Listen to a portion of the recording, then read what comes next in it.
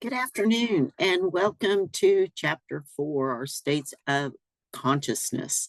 We are excited to be introducing you to the various levels of consciousness that you encounter as a human. And those you are probably familiar with are such as sleep and dreams and being knocked unconscious, what your awareness and what you're not aware of. As we step through these PowerPoint slides very quickly, I want to call to your attention the things that we will be covering in this, such as, very, very quickly, so I don't kill you with death by PowerPoint, that I keep threatening to. I'm going to go ahead and share my screen so that we can get started.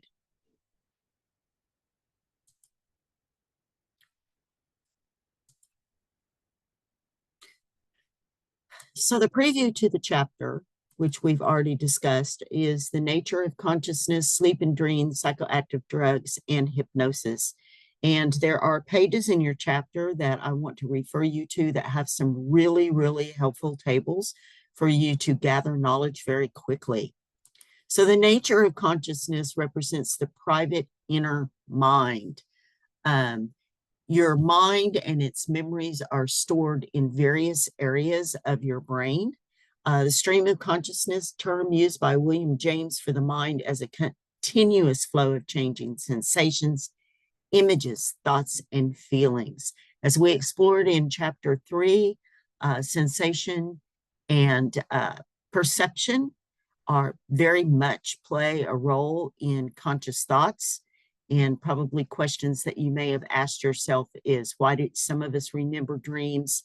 At what stage do dreams take place? And this chapter all along is going to expose you to that. When you're stepping in trying to study for the test, be sure to know the definition of consciousness that you're seeing on the slide right now.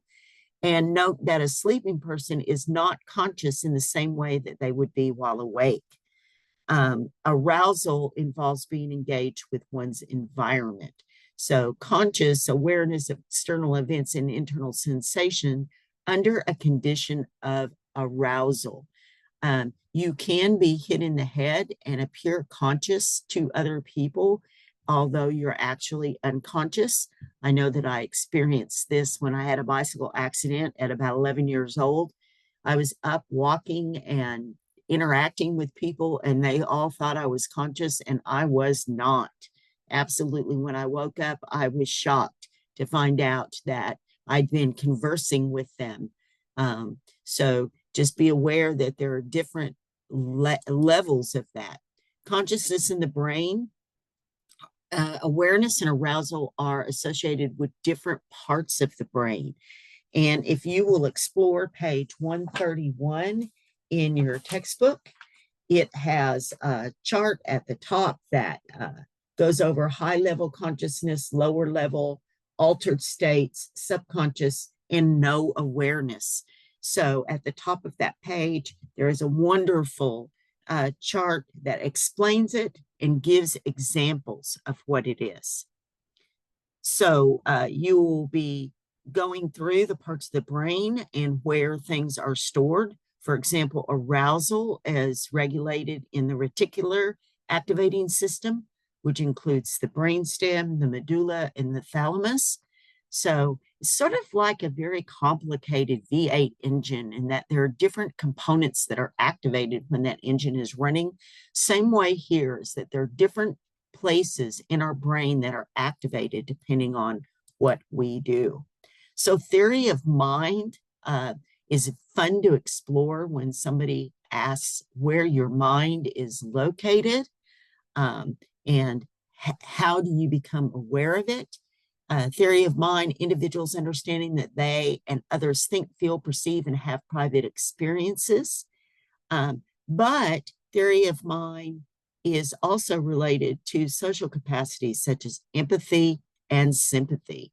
If you've done any studying of pathological characters like serial killers, which psychology delves into, you will find that many of them do not have the ability to feel empathy or sympathy.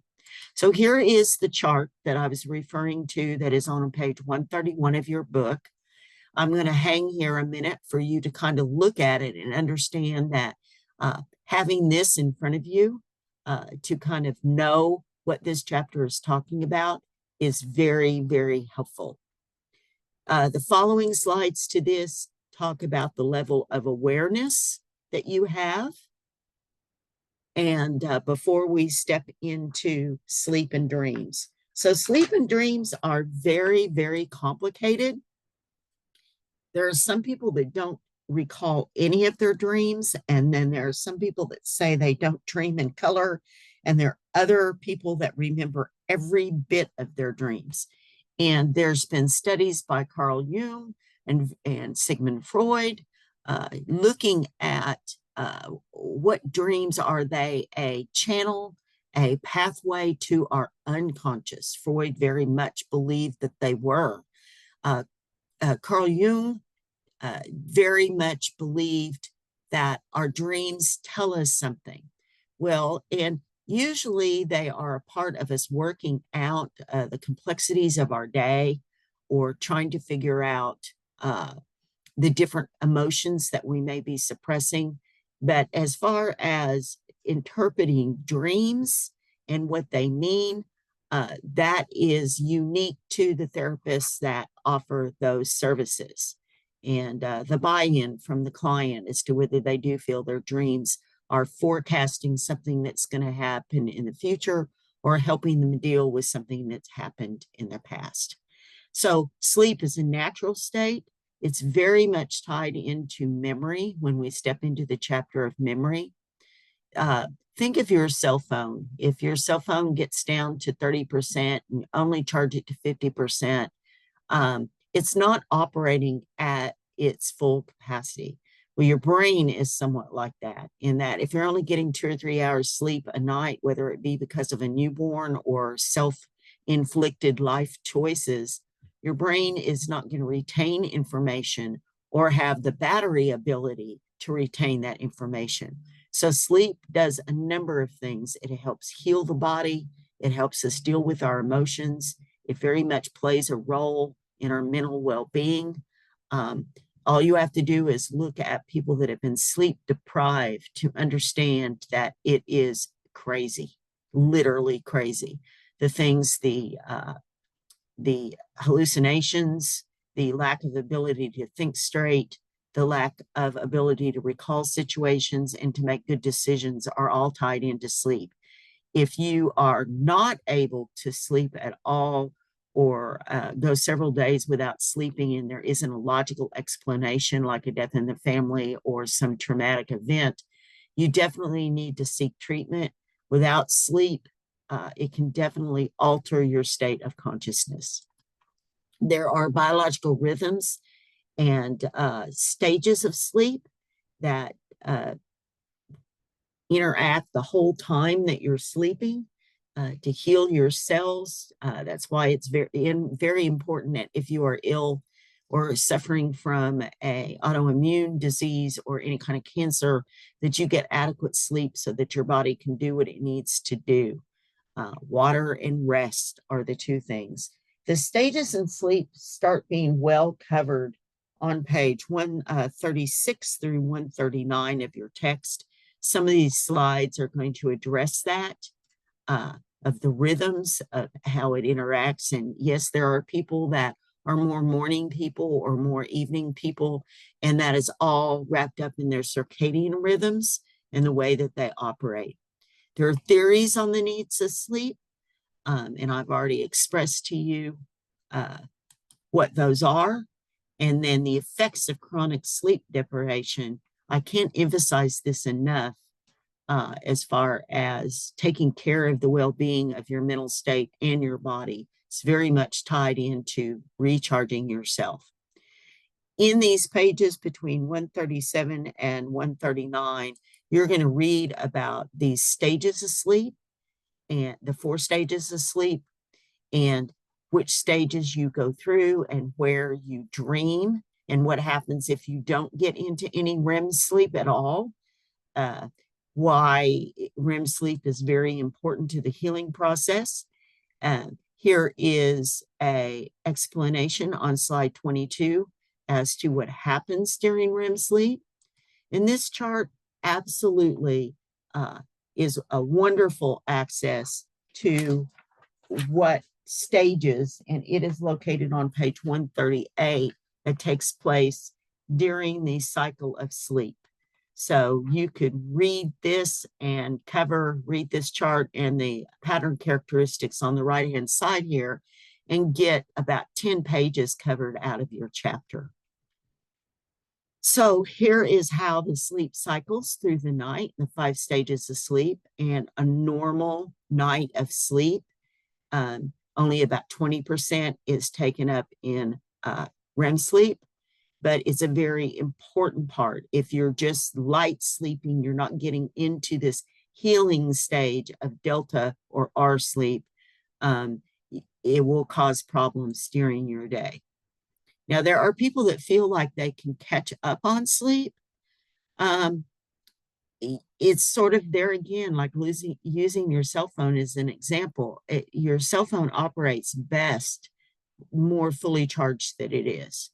And so just think of that for yourself, is that if you have been having a rough week, it does not hurt to nap or get a full night's sleep on the weekends. It is not healthy, though, to operate purely on power naps. Sleep in the brain. This is what takes place, and we covered some of this in chapter 3 as far as the neurotransmitters, serotonin, norepinephrine, and acetylcholine. That's still that same word I cannot pronounce correctly. Acetylcholine. There we go. GABA receptors appear to help regulate the process of sleep. So sleep throughout the lifespan will vary. And it is very frustrating that at 5 years old, we don't want our naps. And at 60 years old, we definitely need our naps.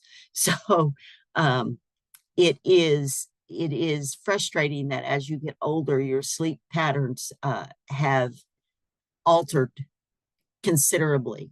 And so it's important as you age, particularly over 60 years old, that you get a certain amount of exercise and brain activity during the day so that you get a normal sleep pattern at night, as close to normal as possible.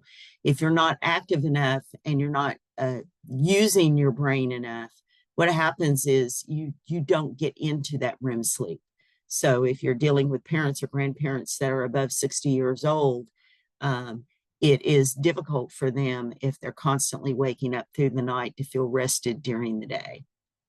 So from there, we're going to get into part of the more exciting parts of what people talk about when they go talking about sleep before we step into the drug-induced states of consciousness. And sleep and disease, they're on slide 30 and 31 and 32, talks about what happens. Sleep disorders, nightmares and night terrors are 2 different things. Night terrors, very drastically, you'll wake up screaming. They're very realistic, much different than nightmares. Night terrors are usually trauma from trauma.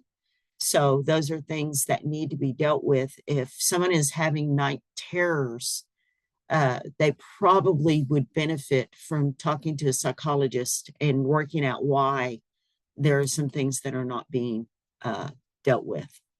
Okay, so we're going to skip down to one of the more fascinating areas of the chapter, psychoactive drugs. One way people that seek to alter their own consciousness is through psychoactive drugs, whether that be caffeine or nicotine, or in the state of Oklahoma where pot or marijuana are legal. It is still altering your state of consciousness. And that affects your thought processes, your cognitive processes. It affects those. So just be aware that if you're depressed and you're drinking or using marijuana, those are also depressants or downers. And you would be undoing the benefits of the prescription medicine that your doctors have prescribed for you by self-medicating. The nicotine actually fires off the synapses. And although people claim that it calms them down, it causes it to the firing all at one time to where it sort of shocks the system and numbs it to where you do get a sense of calm.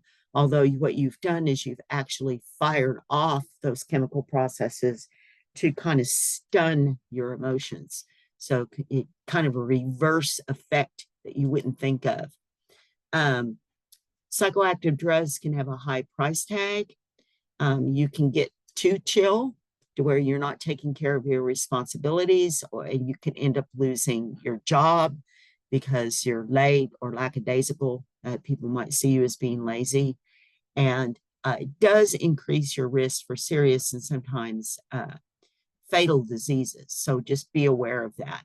One of the pages in this, the pages in the chapter are 146 through 152, which cover the benefits and drawbacks of all the types of psychoactive drugs.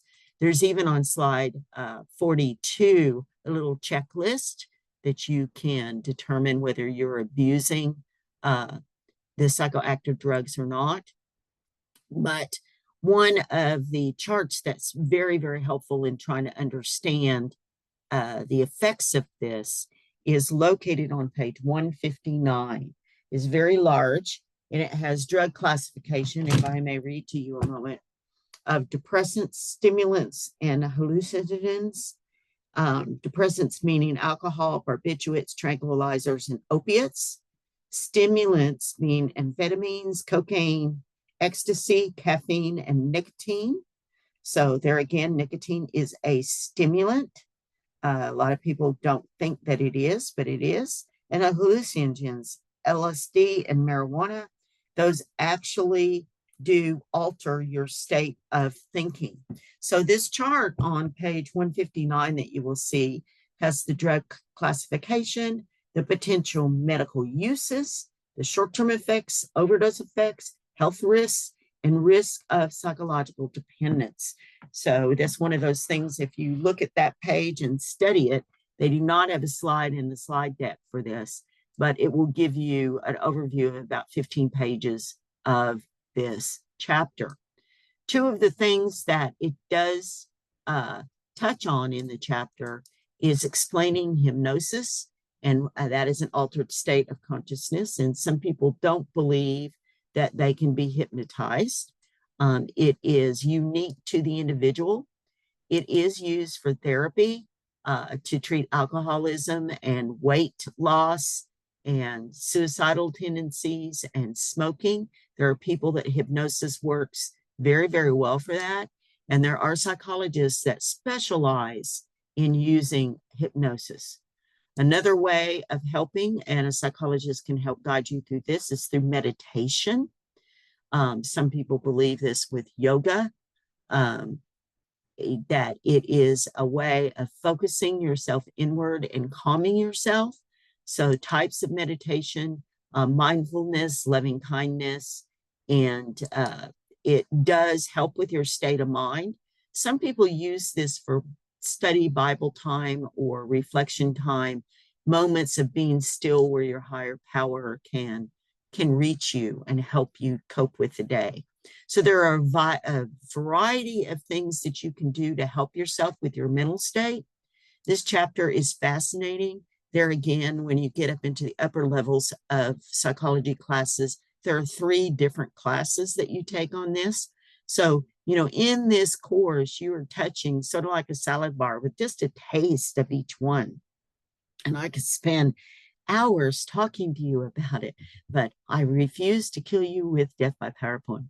So that's going to conclude my little mini lecture on the states of consciousness, chapter 4. Please peruse the full PowerPoint deck that's been posted out for you along with your study guides, and reach out should you have any questions. Have a great day.